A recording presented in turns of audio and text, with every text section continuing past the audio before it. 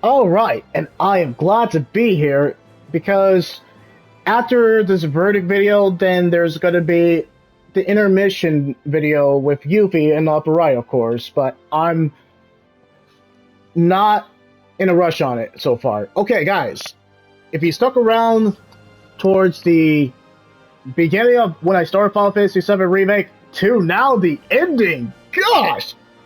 Alright, so I'm going to tell you, and I'm sorry in advance for what I'm about to say, but I gotta say it just because of what exactly happened. My reaction to the ending was, oh shit! I think that pretty much sums it up. Yeah. Yeah. Wow. Gosh. Oh, I know what I'm going to give it. 10 out of 10. 10 out of 10. If I could give it 20 out of 10, I would, but 10 out of 10. I think that my reaction to the ending was appropriate, and I think every other gamer was going like, oh crap, or what I just said, or just jaw dropped, or couldn't say anything. Yeah, my jaw dropped. I gotta talk about the ending. I got to. I got to. I got to. So, alright, so why is it 10 out of 10? What's the negative? I gotta get to the negative. It was the side quests. Because they weren't anything unremarkable. They were kind of fetch quests. They were tedious. They were boring. The combat was fantastic through the side missions, but doing the side quests, it had no real gain. It boosts your reputation as Cloud and the entire members. It really feels good hearing the after effects of it, but doing the actual side quests and the odd jobs, they were boring. I gotta admit, even I was getting kind of tedious. The combat leading to it were fantastic throughout, but everything with it in terms of the side quests, the kind of doing the side quests, except when we were doing Corneo's secret stash, or getting weapons, or getting more lore, or getting character development with the main cast. That's where it was shining. But doing them in terms of fetch quests and all that, they were kind of a letdown.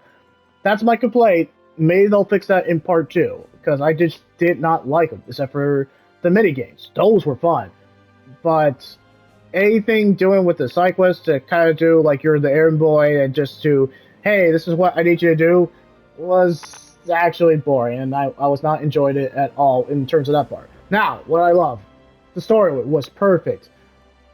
The story was perfect because it took what we knew about the original and Event Children, but just added a new spin with it. It recontextualized everything I knew about Final Fantasy VII. It does it. It just like pulls the rug under me. Everything I knew, I was like, wait, that's very different. Wait, that's a slight difference. Like the timeline was altering, and then of course, Zack being alive, and then us killing the Whispers or the Arbiters of Fate. It just recontextualized and changes everything I knew about Final Fantasy VII. It's not the same game, in the best way possible. But yeah, it took the original story from Final Fantasy VII and just changed it up. I have no idea what they're going to do in part two. I'm excited. I'm amazed, and I don't know what they're going to do. I just don't know what they're going to do, and that's what I love about it. It's keep me guessing. Even when I got flashes from it, and when we saw Event Children footage, like legit, when they were finding the Harbinger of Fate, that was just eye popping. And also, the story does a very solid job with each character. The characters who we just didn't get much focus on, like Biggs, Wedge, and Jesse, nope, nope.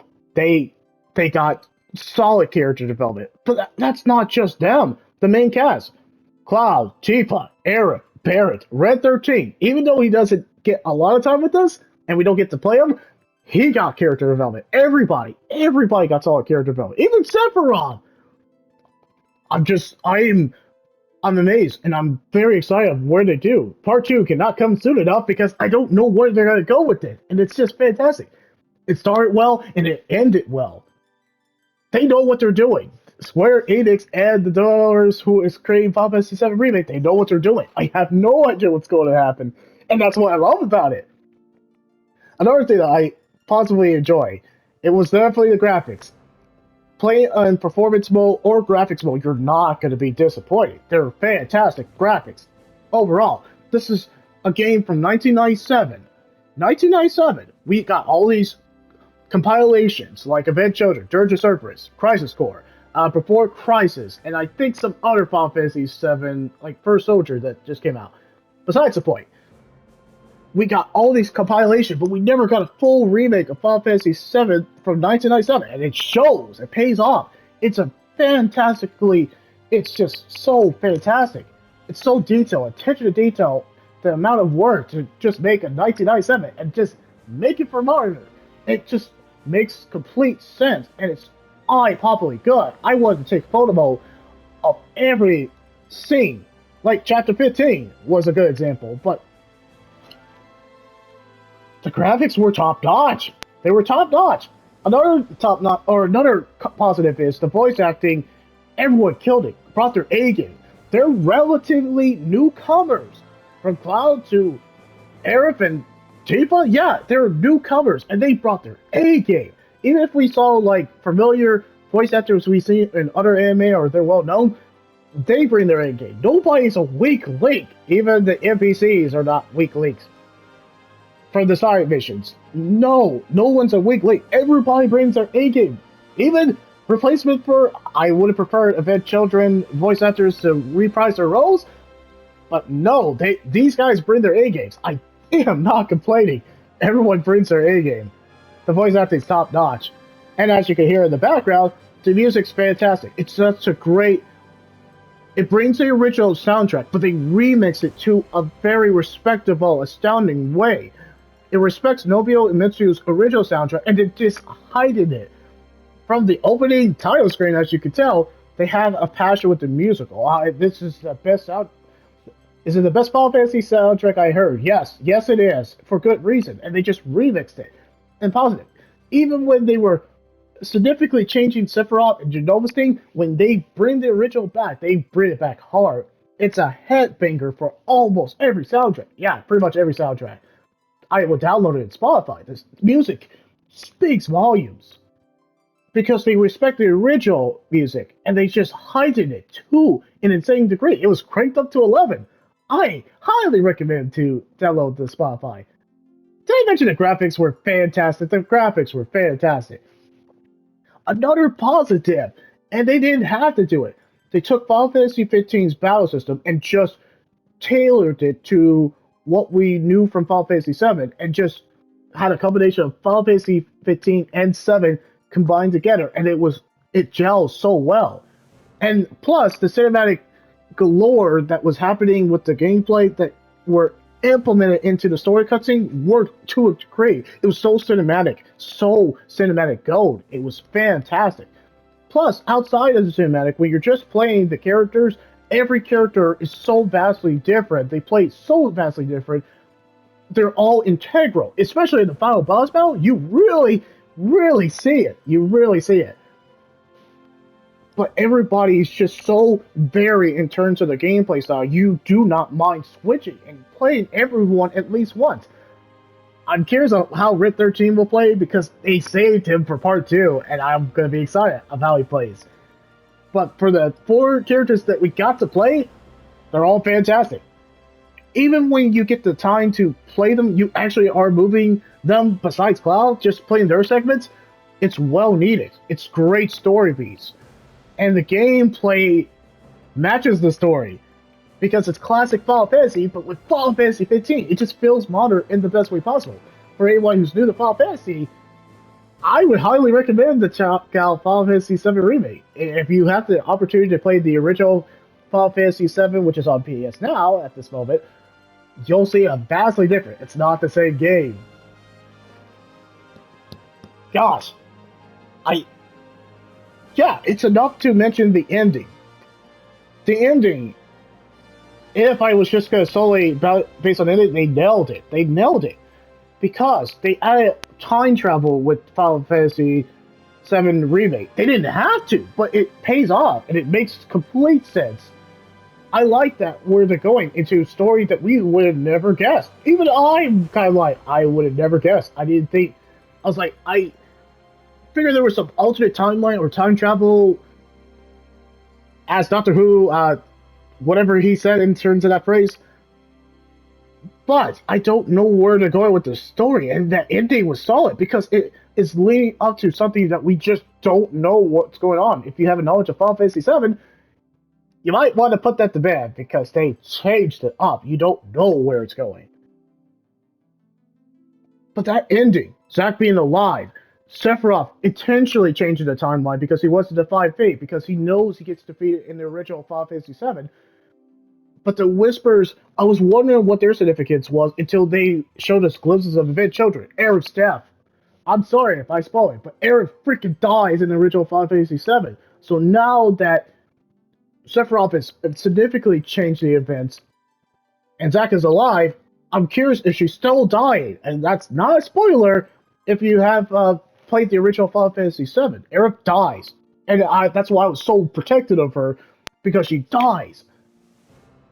And all those glimpses we were seeing in Event Children, that cloud laying in the river, yeah, she died in the original timeline. So now that they alter it, how long is she going to live? They're still going to kill her off, and I imagine they're going to revert back to the original Final Fantasy VII, because this is going for a bittersweet ending, I could tell.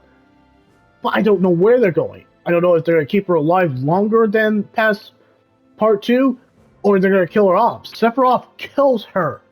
He kills her. So that's why I'm always protective of her. Because she dies.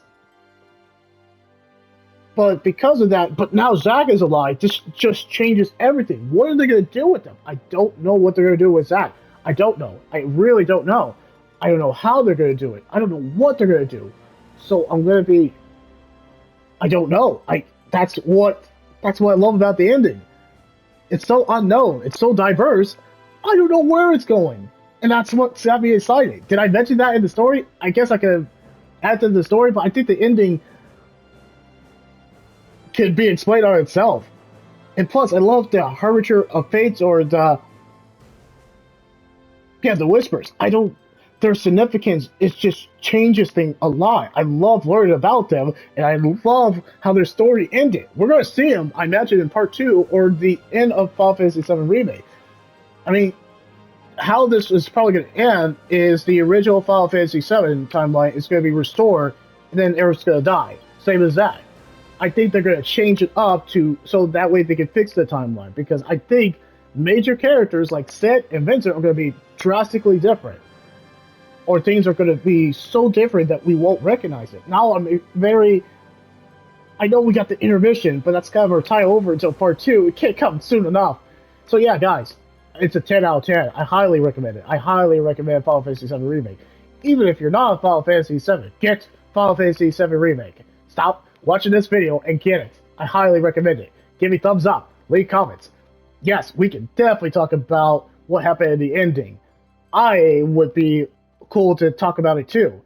But I think I gave my opinion. I think it's a solid ending. I don't think they could do anything wrong. I think they did everything right with that ending. I think having Zack alive just changes it up so much. And then everyone being aware of the timeline. Barry is basically in another timeline compared to Marlene. I didn't forget about that. Biggs is alive.